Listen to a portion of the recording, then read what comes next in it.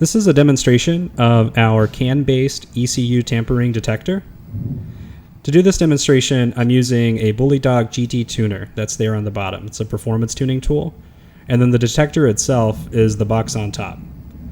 So once they're both booted up, we should see that the detector will flash a solid green light, which indicates no tampering has taken place. And then I'll work through the menus to actually install the tuning software onto the truck's engine control module. The BullyDog GT tuner is able to reprogram this ECU through CAN, or Controller Area Network, by utilizing the Unified Diagnostic Service, which is a standardized way to probe and reprogram different types of ECUs using simply only the CAN bus.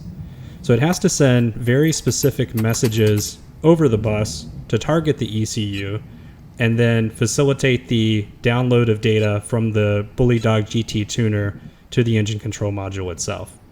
So it's currently going through this process. And note that no messages have been sent over CAN at this moment. The BullyDog is simply building the compiled files so that it can facilitate the firmware tampering or modifications. Once the file has been compiled, it'll ask me to cycle the key to my truck. And once I do this, it begins sending the reprogramming over CAN. Immediately, we're able to catch this, and the red solid light means that tampering has been detected.